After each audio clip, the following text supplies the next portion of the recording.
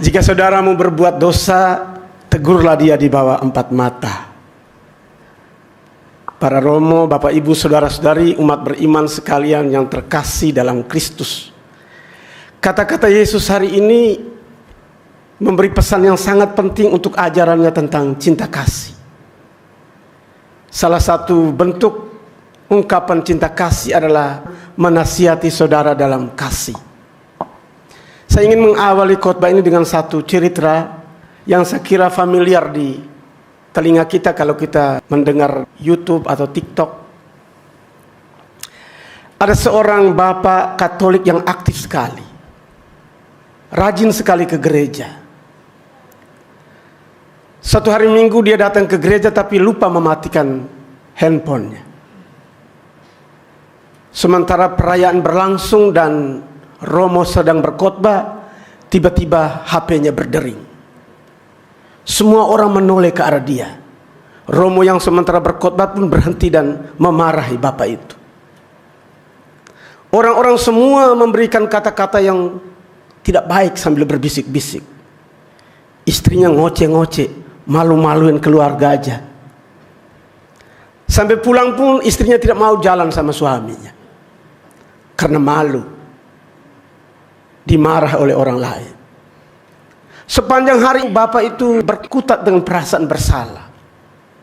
Untuk menenangkan diri, malam hari dia ke bar, menikmati minuman bir di sana.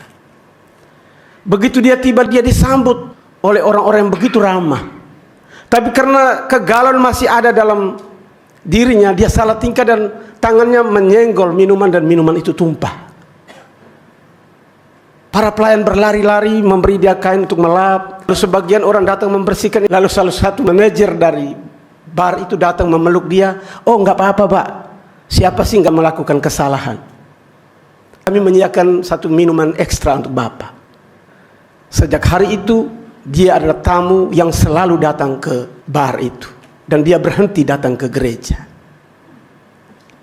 Saudara-saudara terkasih, kadang-kadang kita jatuh ke dalam kesalahan seperti itu ketika kita mau menasihati saudara yang bersalah.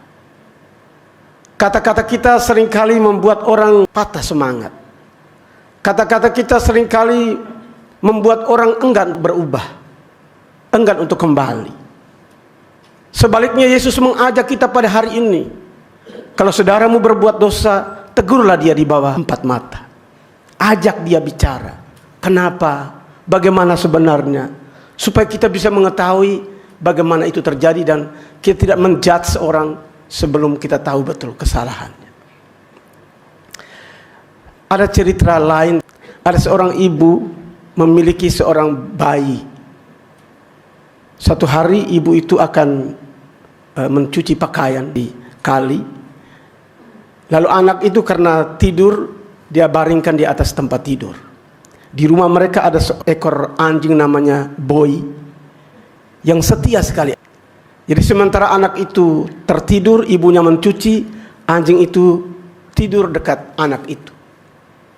Waktu ibunya habis mencuci pakaian dan menjemurnya, dia kembali ke rumah, dia lihat darah berceceran di halaman rumah mereka, di lantai rumah. Dia kaget. Pasti ini si Boy ini yang mencederai anak saya. Lalu tanpa bertanya-tanya, ibu itu langsung memukul mati si Boy. Setelah Boy mati, dia masuk ke dalam, dia lihat anaknya tertidur lelap sekali. Tidak ada luka, tidak ada sakit. Lalu di bawah tempat tidur anak itu, terlihat seekor ular yang sudah mati. Ternyata Boy yang setia, Boy yang baik hati itu baru saja melakukan tindakan penyelamatan luar biasa. Tapi ibu itu salah paham, ibu itu salah sangka, membunuh si Boy tanpa mencari tahu apa yang terjadi. Saya kira dua pesan ini memberi kita inspirasi dalam kehidupan kita tentang kata-kata Yesus hari ini. Jika saudaramu berbuat dosa, tegurlah dia di bawah 4 mata. Yesusku,